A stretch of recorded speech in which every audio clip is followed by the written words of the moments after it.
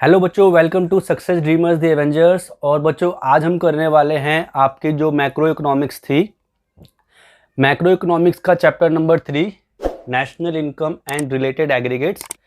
ये जो चैप्टर हम बच्चों कर रहे थे इसका पार्ट 2 कर रहे हैं हम एक्चुअली। तो पार्ट 2 में मैं आपको बैलेंसिंग के बारे में बताऊंगा। बैलेंसिंग के बारे में ही मैंने आपको पार्ट 1 में भी बताया था, तो पार्ट 1 को आपको ज़रूर देखना है, क्योंकि अगर आप पार्ट 1 नहीं देखते हैं तो पार्ट 2 देखने का आपका कोई बेनिफिट नहीं होगा, आपको कुछ भी समझ नहीं आएगा। पार्ट 1 मैंने जो है मैक्सिमम 15-20 मिनट का ही बनाया है, लेकिन उसमें मैंने आपको सारी चीज़ें अच्छे से बताई है, ठीक है। तो आप पार्ट 1 ज़रूर से देखिए, और पार्ट 1 देखने के बाद आपको पार्ट 2 जो है वो समझ में आएगा, क्योंकि पार्ट 2 में हम बच्चों करने वाले हैं इसके प्रैक्टिकल क्वेश्चंस, ठीक है। तो अब प्रैक्टिकल क्वेश्चंस करने से पहले मैं दोबारा से आपको पहले पार्ट 1 की थोड़ी सी चीज़ें रिवाइज करा देता हूं, क्योंकि यहाँ पे रिवाइज करानी ज़रूरी है। तो हम बैलेंसिंग के कुछ फॉर्मूले आपको बताते हैं, ठीक है। जैसे पहला फॉर्मूला मैंने बच्चों आपको क्या बताया था, gross is equal to net plus depreciation, ठीक है। Net is equal to gross minus depreciation. पहली चीज़ तो मैंने आपको ये बताई थी। दूसरी चीज़ बताई थी क्या मैंने बच्चों आपको, M P is equal to F C plus N I T. दूसरी चीज़ F C is equal to M P minus N I T. N I T का मतलब क्या होता है बच्चों, net indirect tax. Net indirect tax कैसे निकालते हैं, इनडायरेक्ट टैक्सेस माइनस सब्सिडीज। तो इस तरह से आप निकालते हैं नेट इनडायरेक्ट टैक्सेस। उसके बाद तीसरी चीज बच्चों क्या है आपकी, वो है आपकी national. National is equal to domestic plus N F I A, और डोमेस्टिक इज इक्वल टू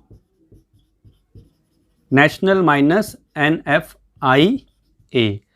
और ये एन एफ आई ए बच्चों क्या होता है, एन एफ आई ए मतलब होता है net factor income from abroad. Net factor income from abroad means N F I A is equal to FIFA minus FITA. FIFA मतलब होता है फैक्टर इनकम टू अब्रॉड, और फीटा का मतलब होता है factor income from abroad FIFA, और FITA मतलब होता है फैक्टर इनकम टू अब्रॉड, ठीक है। तो ये बेसिक आपके फॉर्मूले हैं बैलेंसिंग वाले, ये आपको अच्छे से याद रखने होते हैं, क्योंकि अगर आप ये फॉर्मूले याद रखेंगे तभी आपको बैलेंसिंग के क्वेश्चन करने में आएंगे, वरना नहीं आएंगे।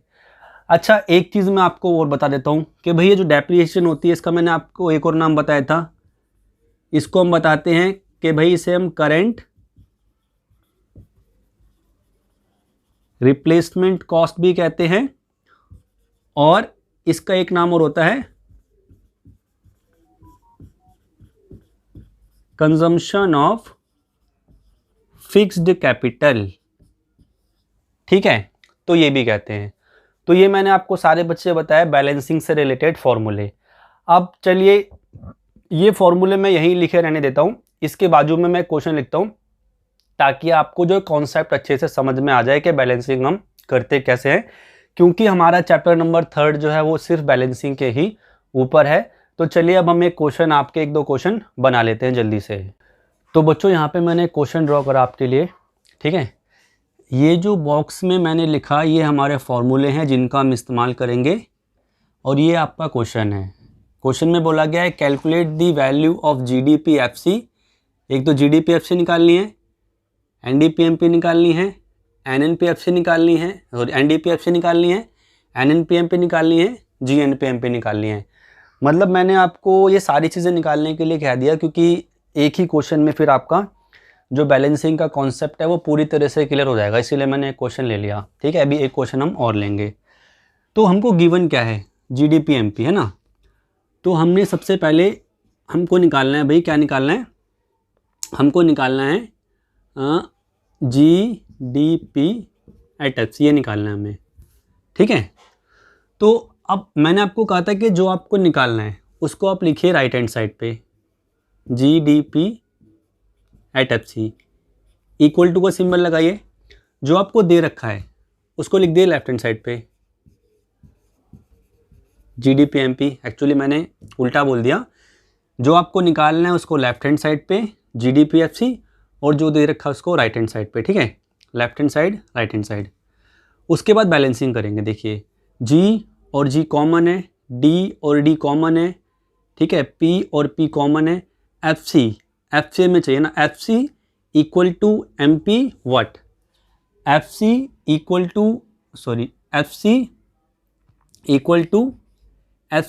टू MP माइनस NIT, ठीक है, मैंने थोड़ा सा फॉर्मूला गलत लिख दिया था, FC is equal to MP minus NIT। तो ये FC इज इक्वल टू क्या करेंगे, MP माइनस NIT। अब यहाँ पे GDP MP की जगह कितना लिख देंगे हम, 4000। और NIT जो हम देखेंगे भाई, NIT में क्या दे रखा है, इनडायरेक्ट टैक्सेस, तो हमको चाहिए होता है NIT निकालने के लिए इनडायरेक्ट टैक्सेस माइनस सब्सिडीज। तो इनडायरेक्ट टैक्सेस आपके कितने हैं, 500, और सब्सिडीज है आपकी 300, तो 4000 माइनस 200, ये आ गया आपका 3800। तो हमको आइटम देखिए 6 दे रखे हैं, ABCDEF, ठीक है। तो इस तरह से हमने निकाल दिया आपका GDP MP।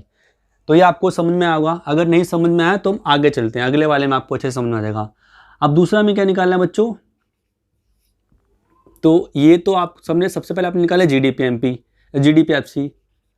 अब अगला निकालना है आपको, क्या कहते हैं, NDP MP, ये आपको निकालना है, ठीक है। तो वापस से जो हमको निकालना है NDP MP, वो हमने लिखा लेफ्ट पे, जो दे रखा है GDP MP वो राइट पे लिख दिया है ना।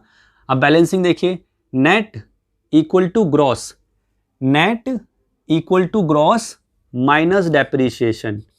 तो भाई ये हो गया 4000, और माइनस का डेप्रीशिएशन कितना बच्चों, डेप्रीशिएशन है 200,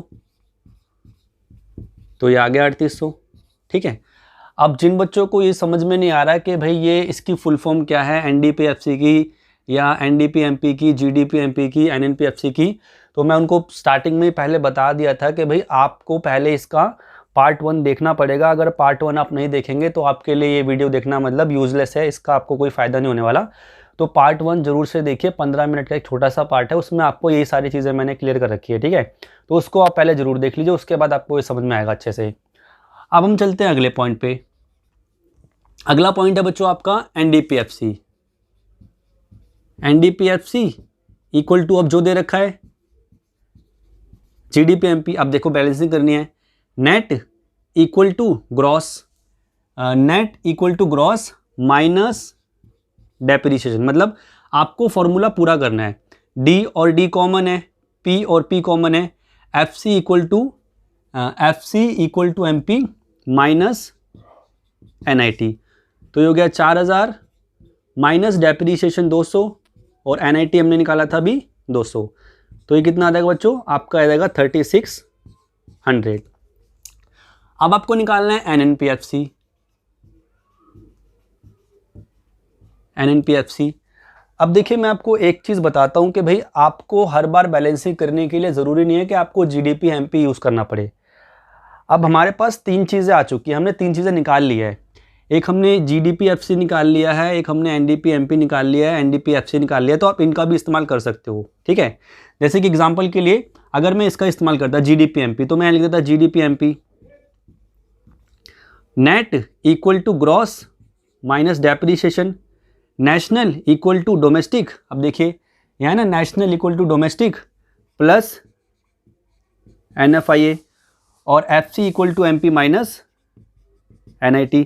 तो ये 4000 हो गया, डेप्रीशिएशन 200 हो गया, NFIA अभी आपको बताया net factor income from abroad 200 हो गया, और NIT बच्चों कितना है, NIT आपका है नेट इनडायरेक्ट टैक्स 200, ठीक है।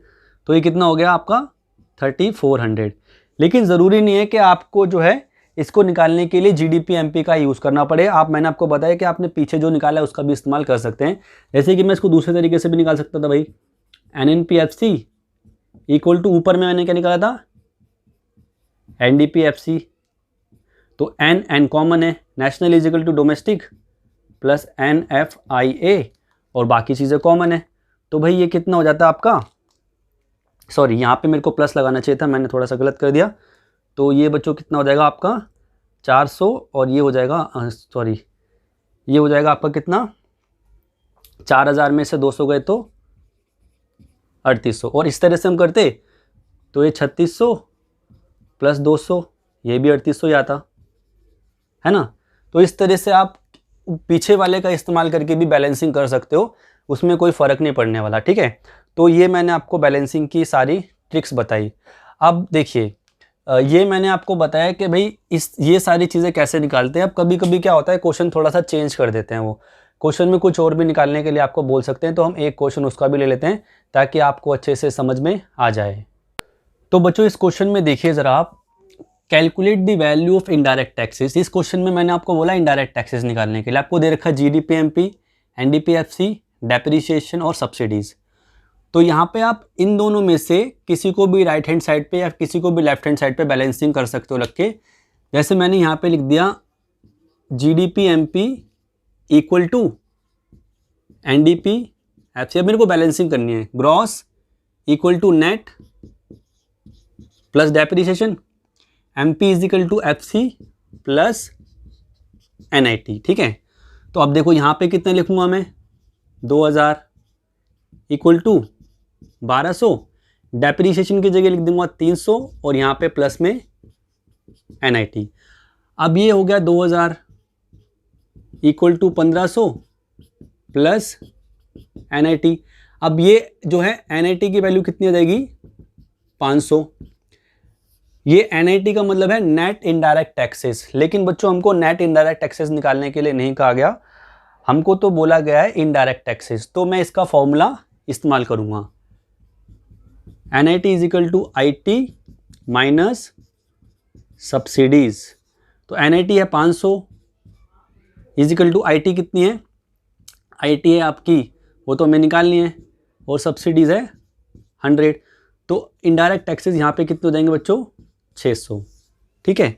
तो इस तरह से मैंने आपको बताया कि बैलेंसिंग की जाती है। इस बैलेंसिंग का इस्तेमाल जो है वो आपके चौथे चैप्टर में होने वाला है, जब आप नेशनल इनकम निकालना सीखोगे। तो ये आपका all in all third chapter था पूरा, जिसमें कुछ नहीं था, बैलेंसिंग ही थी।